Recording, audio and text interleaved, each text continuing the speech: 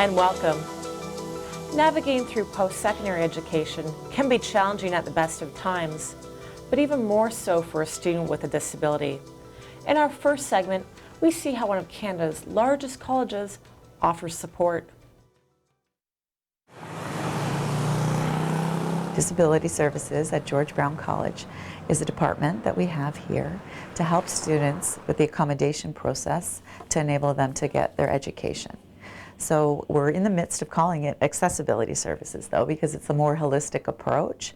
But with students that come to college, sometimes they have a disability.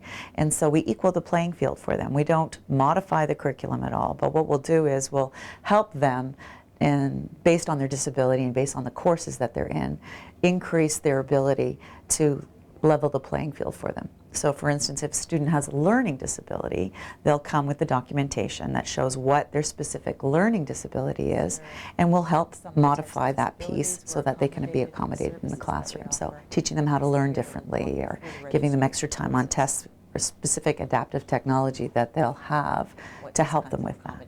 So there's lots of information in various ways at various times throughout the website, and it's all available to you in any kind of accessible format that you need. And this is not an actor, this is Don, he's actually our intake worker. Well, it's been very important to George Brown. I mean, we're located right here in the midst of the city, so we have a large diverse population. And so we really wanted to be proactive, and we have been really proactive. One area where we've been extremely proactive is with the deaf and hard of hearing community. And we were given a special grant to help students who are deaf and hard of hearing access education. And so it's been a special grant that we've had, and we have the highest number of deaf and hard of hearing students in the province here at George Brown College, and we have special programs for them as well, a deaf upgrading program and things like that. So we've been the forefront for that, and very proudly so, and we have the only interpreter program too, which educates students on how to become interpreters. So that has been a #1 thing for George Brown. But as far as education and around mental health now, we do have a number of augmented programs specifically for students with mental health issues, and we've done it in partnership with CAMH. So we've also do prevention and promotion and education around mental health. We have one-day sort of workshop or conference on mental health and post-secondary education. And it's about awareness, and the more people are aware and destigmatize these kinds of things, the better the community is and more accepting for these kinds of things. And then it's easier for students to come to school as well.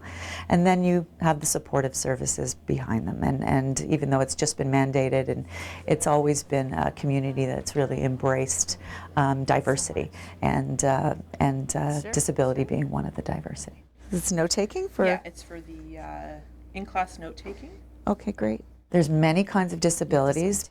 40% of all of our students, so we have about 1,700 students here registered with disability services. 40% of those have learning disabilities. Our next highest is psychiatric illnesses, and that equals about 20%. Attention deficit disorder is considered a disability. There's various ones like deaf and hard of hearing, which I've already mentioned. Autistic or Asperger's is also a disability that we have, and even medical, so back issues and things like that. So depending on which disability it is, it's depending on the accommodation that you would receive. That's great. And you're coming straight from high school? Yep. That's great, and graduated in June. And looking here, it looks like it says here that you have a learning disability. Yeah, I have. My role as a disability consultant essentially is to assist students with disabilities in receiving the supports that they require to gain equal access to their education. This can involve outline accommodations for students, liaising with faculty to ensure that students are getting the supports that they need. There's some advocacy work involved as well, also teaching students self-advocacy, and generally helping them meander the college system. And then essentially what will happen is I'm going to write you a letter, and this letter outlines exactly what your accommodations are, and it also indicates that you're registered with our office. Essentially, a student, in order to be registered with our office, they fill out an intake form, which can be found on our website. And once they fill that out, they attach some disability documentation from a licensed professional, and then they set up an intake appointment to meet with one of the disability consultants. During the intake appointment, it's a really good opportunity for us to get to know the student. It starts off as a dialogue, asking the student how their disability impacts their education and some of the barriers that they've been facing. And so then we set up accommodations for them. So accommodations can be test type accommodations as well as classroom accommodations. And from there we print off an accommodation letter for the student. And this letter indicates that the student is registered with our office. It also indicates what their accommodations are. And the students then give these letters to their professors, so the professors are aware of what their accommodations are. So the next step would be then for you to go to each of your professors and give them a copy of the accommodation letter. Okay. There's a very wide range of accommodations that we offer. Some relate to barriers that students face when taking in information. So accommodations related to that could be note takers. So if a student has trouble processing information or has trouble focusing in the classroom, they might get a note taker. This also includes ensuring that classroom material is put in electronic formats or alternate formats so the student is able to access the information. It can be priority seating, it can be related to sign language interpreting. Yeah, and also the other type of accommodation relates to barriers that students may face when showing what they know, which is a big one. So test accommodations can include things like extra time on tests, reduced distraction, maybe someone to clarify the questions. This can also be for students who may have cyclical type disabilities where there's some ups and downs, for students to write, to get extra time extensions on assignments and that kind of thing. You're welcome. Nice to meet you. Best of luck. Bye. Bye. Bye. There's a wide range of disabilities that we work with, ranging from learning disabilities, medical disabilities, acquired brain injuries, psychiatric disabilities, which is on the rise. So we see a lot of students who have anxiety, generalized anxiety disorder, major depressive disorder, seems to be quite common these days. What other types? Physical mobility disabilities, students who use wheelchairs or otherwise are limited in their functioning in terms of physicality. Is he working today? I am a visually impaired, hearing impaired student here. I have glaucoma, so my sight has gotten down to like 5% vision. I have been legally blind since I was born. So, and I've been hearing impaired all my life, although we did not know reality that it was that bad until like 6 or 7 years ago. I wear hearing aids, so it's very challenging for me, like for hearing and sight, to attend classes. No, we're not going to go see Jeanette. Right after I started college here, I did have an accident where I hurt my back and in some freezing rain. Being visually impaired, you don't know if it's raining or freezing rain when you go outside. So I fell and had a bad back injury my first semester here. And I had some issues with that, but more recently, it's been about 6 months or so that there have obviously something has gone severely wrong. So I've lost a lot of feeling in my legs. And so that's made school even more challenging physically, that's for sure. When I went to high school, public school, we didn't have such things as electronic format textbooks. We didn't have such things as note takers in class to help with things. So I found like when I never got an A in any classes until I got to college. My very first semester here, in fact, my pre-community program, I ended up with all A's. And I was on the dean's list. And I was so shocked because I've never had A's my entire education system. And that was like, I left high school 25 years ago. I never had anything. So it was like so shocking and so amazing that you could do so much better if you just have that little extra help to make that playing field in the classroom even for everyone, so we all have equal access. So we all can just walk in there and sit down just like anyone else and take those classes and learn the same way. We just need that little bit extra help in some areas. It's very easy to get to on our website. If you just go onto our main website, then you go to Student Life and you'll see Academic Support, Disability Services, and it'll be listed there. We also, once you get to our website, everything is there. Everything you need to know. We even have the videos to take you through the intake process. We also have a phone tree. So if you call a number, you'll find out exactly what you need to find. So press 1 for intake, and I want to know more about the intake process. I want to know more what a consultant does. Press 2, so that you don't have to talk to a live person, you don't have to wait around. You can find out a lot of this information online ahead to help prepare yourself for when you come into the offices. The overarching theme is to look at how we can create a process of inclusive design. Most design is generally focused on the typical user, the average user, the largest customer base.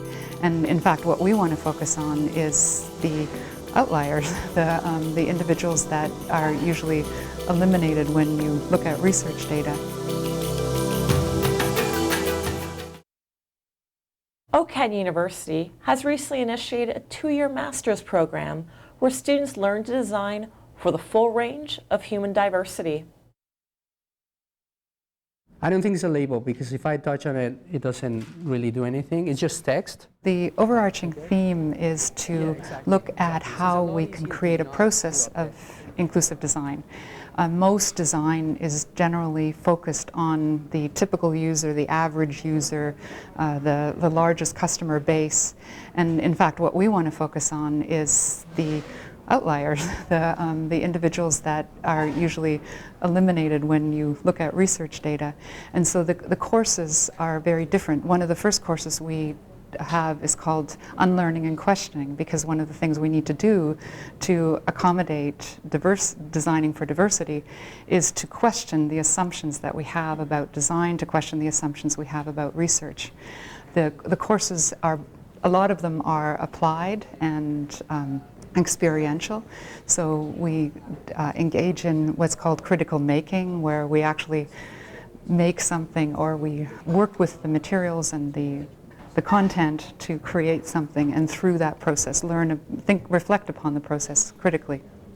We also have a large number of courses that are theory-based, so we look at the larger context of inclusive design and designing for diversity, and how we can change cultures and policies and the frameworks that lead to digital inclusion or digital exclusion. This program is groundbreaking. I think it really sets the pace for what we need to do going forward. As we know, there are a lot of dialogues, there are a lot of programs out there that really focus on a particular component of accessibility, or even a particular process. What this program does is it ties all the pieces together. We talk about effective cultural change, we talk about policy change, we focus highly on information technologies and information communications, and how to use and adopt standards across the board, and how we can promote the use of those standards so that we remove barriers and consider not creating new barriers as we move forward. What we try to create is a cohesive, very diverse learning community.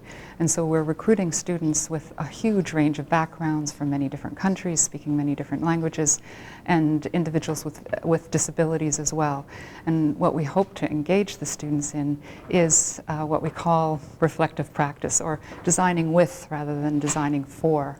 They form a design team and bring their experiences as end users to the design process as well. So the requirements and the criteria for being part of the program differ from other graduate programs. We're aiming for a whole variety of skills, a whole variety of perspectives and strengths. I currently work for a learning management system called Desire to Learn, where we make educational technology, and I work as a user experience specialist. So what I do is I work with clients to figure out what about our software works well for them and what areas we can improve. So I work across teams with designers and developers and QA to see how we can improve our software. And one of the areas I focus a lot on is making the software more accessible for individuals with disabilities. So I test the software with individuals with different disabilities and see how we can improve it. So it really closely relates to what the IDRC does and what the program is focused on. So it just seemed like a really good fit. As far as where I want to go career-wise, is I think it's just sort of professional development and natural development in what I do. It'll make me better at my job and hopefully our software better for clients. Students are working in a whole range of different areas because they come from diverse perspectives. Many of them are already working in things like banking institutions or social networks or software companies. Some of them are professors. So they come with a whole variety of tasks and challenges that they already have. So there are a whole range of challenges that they are already dealing with in their careers or in their life. And those become part of the topics of the program. So they are looking at, how do I create a policy within my institution that encourages inclusive design? How do I Everyone is welcome to ask questions. Build a mobile application that will work for a whole range of individuals? How do I create an online learning program that I can stream to my country where where education for women is not encouraged, and this becomes possible for women to participate in? How do I devise something for the children that I'm working with who have autism that is more affordable? So those are some of the technical challenges, the policy challenges, and the practical challenges or process challenges that people work on. And the students in the program do apply these, so we take it through the full cycle. It's not just a mental exercise, it's an actual making exercise and implementing and evaluating, so we take it through the entire cycle. Would that sort of cover it?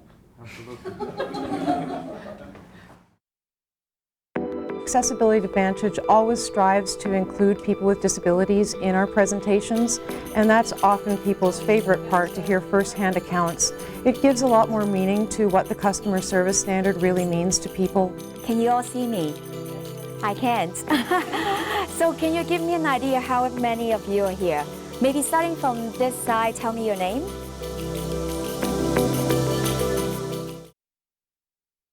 In our next segment,